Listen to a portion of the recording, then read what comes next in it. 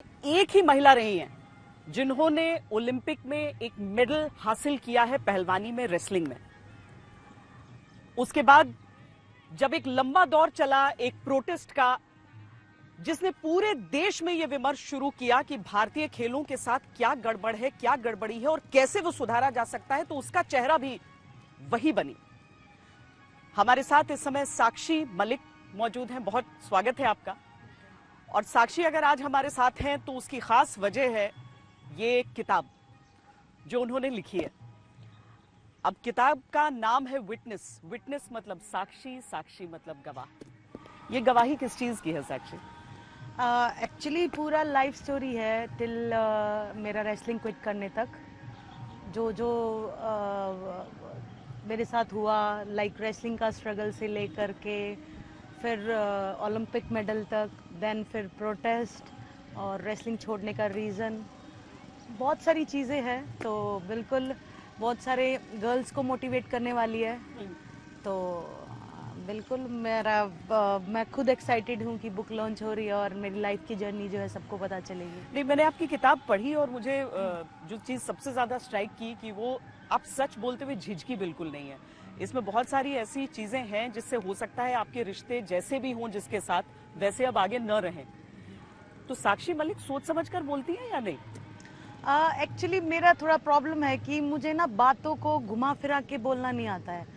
मेरा जो मन में है, जो मेरी स्टोरी है, जो भी हुआ है मेरे साथ, वो मैं वैसा ही मेरे जुबान पे आता है। मतलब यूं नहीं है कि मैं उसको मैनिपुलेट करके या घुमा फिरा के मोड़ तरोड़ के मैं बातों को बोलूं। तो जो भी है, सब है, जो भी है वो रियलिटी है इसमें। साक्षी के अंदर सोफिया कितनी जिंदा है? और हम ये बताएं आपको कि ये किताब पढ़ते हुए मुझे पहली बार पता चला कि साक्षी का जो असली नाम है वो सोफिया था। बड़ा ही अंग्रेजी नाम जी। वो शुरुआत में मेरा सोफिया नाम रखा घर वालों ने और वो 5th स्टैंडर्ड तक रहा। फिर पता नहीं मेरे भाई को क्या हुआ, बोलता है कि नहीं साक्षी रखेंगे इसका नाम। तो 5th क्लास में मेरा नाम सोफिया से फिर साक्षी चेंज हुआ। तो अच्छा, बड़ी इंटरेस्टिंग चीजें थी। आपको लगेगा कि वो ओलंपिक मेडलिस्ट है जिसने इतिहास रचा है, इकलौती ओलंपिक मेडलिस्ट है। उस समय मतलब मुझे याद है कि पूरा देश सेलिब्रेट कर रहा था या तो पीवी सिंधु को या फिर साक्षी मलिक को। लेकिन उन्हें ये बात आज भी खटकती है कि एक लड़की थी क्लास की जो इंस्टाग्राम पर मुझे फॉलो नहीं करती थी। हाँ, वो मेरी क्लास की टॉपर थी एक्चुअली। अच्छा। और उस टाइम पे यूँ मान लो मैं पढ़ाई में बिल्कुल नॉर्मल थी तो मुझे इतना कोई जानता भी नहीं था। और मैं रेसलिंग करती थी तो मुझे ऐसे ही हीन भावना से देखते थे, क्योंकि मैं स्कूल में दूध ले जाती थी, डाइट मेरी ऐसी होती थी, मजाक भी बनता था। मैंने जैसे कि मेंशन किया कि दूध मुझे छुप करके पीना पड़ता था कि क्लास में मजाक ना बन जाए। तो और इतना सब हासिल होने के बाद पहले ही सोचती थी कि ये कितनी सही है, इनकी कितनी अच्छी ये ड्रेसेस है, इनके बैग कितने अच्छे, इनके पास बॉटल्स कितनी अच्छी है, ये इनका लंच बॉक्स कितना स्टाइलिश है। तो हमेशा यूँ लगता था अपने आप को क्लास में कि मतलब बहुत पीछे ऐसे फील करती थी मैं। लेकिन अभी इतने सालों के बाद वही लड़कियां जो हैं मुझे दिखाई नहीं देती है कुछ। तो वो जो जिसका मैंने स्पेशल नाम मेंशन किया उसने तो मुझे आज तक इंस्टाग्राम पे फॉलो भी नहीं किया, ना ही फेसबुक पे किया हुआ। मुझे लगता है पहली बार आपने डिटेल में बृजभूषण शरण सिंह के साथ जो पूरा वाकया था उसके बारे में भी लिखा है। कितना मुश्किल होता है उसे दोबारा नरेट करना? एक्चुअली बहुत साल हो गए। 2012 में वो घटना घटी थी और जैसा मैंने मेंशन किया है कि मुझे 3-4 साल लगे उसको ओवरकम करने के लिए। फिर मेडल तक पहुंची, ओलंपिक मेडल तक। बहुत सारी लड़कियां आज भी उस फेज से गुजर रही हैं, तो वो भी स्ट्रांग बने और इस चीज़ के खिलाफ बहुत पहले ही उनको आवाज़ उठा देनी चाहिए। तो बिल्कुल डिफ़िकल्ट रहा, बट ठीक है। मैं मतलब ये चीज़ छुपाना नहीं चाहती थी। कोई ऐसा हिस्सा था जिसके बारे में बोलने में, या कोई आदमी इतना पावरफुल लगता हो कि उसके बारे में बोलने में 10 बार आपने सोचा हो? प्रोटेस्ट में हमने बृजभूषण के खिलाफ सब बोला है। खेल मंत्री पर भी खुलकर बोली हैं आप? एक्चुअली वो बोल ही रहे हैं उस समय, मतलब तत्कालीन खेल में सारी जो स्टोरीज थी, जो लड़कियां थी, उन्होंने जो है खेल मंत्री अनुराग ठाकुर जी के आगे अपनी स्टोरीज बताई हैं और वो रोई हैं। बजरंग भी वहीं पर था और वहां अंदर 7-8 लड़कियां थी जिनमें से 3-4-5 लड़कियों ने स्टोरीज बताई। फिर जो है फिर बजरंग ने रोक दिया क्योंकि जूनियर्स बहुत थी, रो रही थी। तो बजरंग ने बोला नहीं, इतना काफी है। तो हमने सोचा कि हम अगर खेल मंत्री जी के आगे अगर अपनी स्टोरीज बताएंगे, लड़कियां बच्चियां अपनी स्टोरीज बताएंगी, तो शायद वो कुछ स्ट्रिक्ट एक्शन लेंगे और तुरंत सुनवाई होगी इस चीज पे। लेकिन ऐसा नहीं हुआ। कितने दिन से हमने वेट किया लगातार। केस अभी कोर्ट में केस चल रहा है और बस उसी का इंतजार है कि उसको जो है, उसने जो भी लड़कियों के साथ किया उसको उसकी सजा मिले। पर आपने ये भी बताया कि ये प्रोटेस्ट का आइडिया दरअसल बबीता से आया था। बबीता फोगाट जो कि एक बीजेपी नेता उस समय भी थी। हाँ, एक्चुअली ये हुआ था जैसे प्रोटेस्ट से 3-4 दिन पहले हमारी एक जगह मीटिंग हुई थी, वो बुक में सारा मेंशन है। तो उसका मेरे पास कॉल आता है कि तू आएगी। मैंने बोला क्या है, तो बोली तुझे मुझ पे भरोसा है। मैं बोली भरोसा है, मैं तो तेरे साथ 15-20 सालों से हूँ, तो मुझे भरोसा तो है ही तेरे ऊपर, मेरी फ्रेंड है। फिर मैंने बजरंग को कॉल किया, क्या है, कुछ बड़ा होने वाला है क्या चीज़ है? तो बोला मैं भी आ रहा हूँ, आ जा। तो हम गए। तो जब हमें पता चला कि हम ऐसे ऐसे प्रोटेस्ट करने वाले हैं और ये जो है जो प्रोटेस्ट की परमिशन है ये बबीता एंड तीरथ राणा ने ली थी, क्योंकि वो चाहते थे कि ब्रिजभूषण हटे और हम में से कोई वहां बैठ जाए। हम भी खुश थे कि फाइनली किसी ने स्टैंड लिया और लड़कियों के खिलाफ, जो लड़कियों के साथ जो इतने सालों से होता आ रहा है और आज तक मैंने भी जैसे आवाज नहीं उठाई, तो मुझे लगा कि नहीं, जाना चाहिए। तो हमने सोचा हमारा नाम है और शायद हम 3 और बहुत सारे पहलवान एक साथ बैठेंगे, तो सुबह 11 बजे हम बैठेंगे, 1 बजे तक हमारी सुनवाई हो जाएगी और सब कुछ ठीक। मुझे याद है पहले दिन आपसे जब बातचीत हुई उस प्रोटेस्ट पे, तो आपको यकीन था कि शाम तक कुछ आ जाएगा। हाँ, शाम और तक एक दिन का प्रोटेस्ट, एक दिन का प्रोटेस्ट है। हमने डिसाइड ही नहीं किया था, ना हमारे पास वहाँ फूड की कोई व्यवस्था थी, ना रहने की व्यवस्था थी, कुछ भी नहीं था।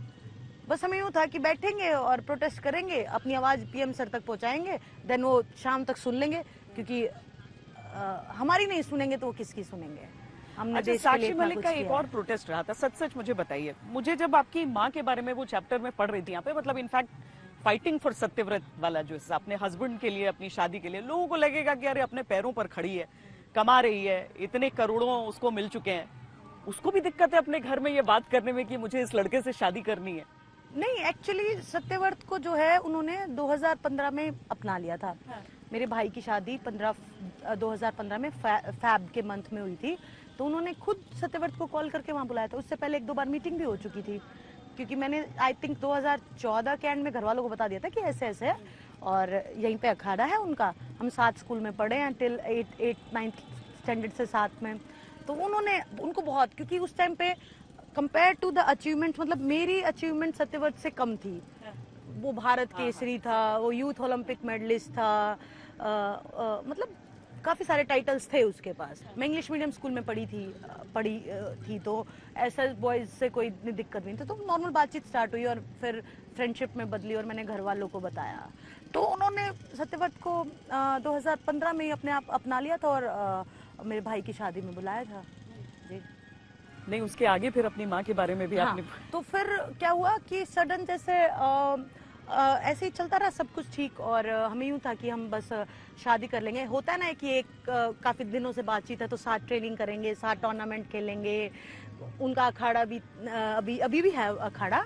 तो रोहतक में ही मेरे फादर इन लो एक ओलंपियन रहे हैं, अर्जुन अवार्डी हैं, तो उन्होंने अखाड़ा खोला हुआ है कि हम उस अखाड़े में साथ में ट्रेनिंग करेंगे, बच्चों को ट्रेनिंग कराएंगे। तो फिर मैं भी बोलती थी कि आफ्टर ओलंपिक्स ना मेरी शादी कर देना आप, तो वो एग्री होते थे कि ठीक है कोई इशू नहीं है। तो वो मेरा मेडल आ गया, तो उसके बाद सडन बहुत सारी चीज़ों में चेंजेस हुए। पता नहीं एकदम से क्या हुआ, घर वालों को शायद ये हुआ कि नहीं इसको और आगे खेलना चाहिए, शादी के बाद हमारी बच्ची इतना नहीं खेल पाएगी या डाउन हो जाएगी, बहुत सारी माइंड में सोच आए होंगे। तो उन्होंने सडन एकदम से मना कर दिया कि नहीं, आप की सत्यव्रत के साथ शादी नहीं होगी। तो फिर वहां से मेरी फाइट स्टार्ट हुई कि नहीं देखो, शादी तो अभी आपने खुद ही लड़के को मंजूर किया है, क्यों या तो पहले ही मना कर देते। मैं तो ऐसी लड़की भी नहीं हूँ कि ठीक है, मैं कभी घर वालों के आगे मैंने तू नहीं बोला, कभी उल्टा नहीं बोला, मैंने कभी किसी को थप्पड़ नहीं मारा। मतलब मेरा जो नेचर है वो बहुत शांत एंड काम है, मैं बहुत झगड़े में विश्वास नहीं करती हूँ। तो बस मैं यूँ था कि नहीं मम्मी अभी ये तो गलती है ना, मैं कमिटेड हूँ, मैं बात की हुई है और मैं उसने अपने घर वालों के साथ बातचीत की हुई है कि हाँ ऐसे ऐसे लड़की है, फिर एकदम से मना करना तो ठीक नहीं है। फिर वहाँ से थोड़ा सा फाइट स्टार्ट हुई कि नहीं शादी तो यही होनी चाहिए। अच्छा, एक और बड़ी इंटरेस्टिंग चीज है इसमें, जहां पर आप अपने स्किन में कंफर्टेबल होने की बात कहती हैं, यानी कि आमतौर पर लोग सोचेंगे कि एक स्पोर्ट्स पर्सन है, एक एथलीट है, तो अपनी बॉडी को लेकर जो बॉडी कॉन्फिडेंस होगा जिसकी बात हम करते हैं वो तो परफेक्ट होगा, एकदम आसमानी होगा। लेकिन आपको ये चीज रही, मतलब वो आर्म्स जिसको लेकर लोग सोचते हैं कि अरे ऐसे आर्म्स हो जाएं तो किसी को भी पटखनी दे दें। ये थोड़ा सा ना एक्चुअली ना मेरी बॉडी जो है मतलब लड़कों के टाइप के, लाइक वी शेप है। पर वो तो रेसलर्स की होती है वैसे। नहीं होती। आप किसी भी लड़की को उठा के देख लो, स्ट्रॉन्ग दिखेगी लेकिन एक प्रॉपर नहीं दिखेगी कि वो लाइक जापानीज। मैं आपको अच्छा, हाँ, यूएस या जापानीज की लड़की लाके खड़ी कर दूंगी, ओलंपिक चैंपियन, आप बता ही नहीं पाओगे रेसलर है या नॉर्मल लड़की है। हाँ, मसल्स दिखेंगे कि स्ट्रॉन्ग है, जिम करती है, लेकिन मेरा पता नहीं क्या है, मेरे बाजुओं में कुछ ज्यादा ही भगवान इतना दे दिया। मैं कहीं भी टूर्नामेंट में जाती थी ना, बाहर के बॉयज भी ऐसे इशारा करके कहते हाँ योर आर्म्स, लेकिन नहीं, आफ्टर ओलंपिक्स और फिर तो ही मुझे कॉन्फिडेंस आना शुरू हो गया कि नहीं यार मेरी बॉडी है, और मेरी बॉडी अभी तक इतनी फिट हूँ। मैंने 2022 कॉमनवेल्थ गेम्स में जब तक मेडल जीता मैं प्रॉपर फिट थी, मुझे कोई इंजरी नहीं थी। तो मैं बहुत ग्रेटिट्यूड और भगवान को थैंक यू भी करती हूँ कि मुझे उन्होंने इतनी फिट बॉडी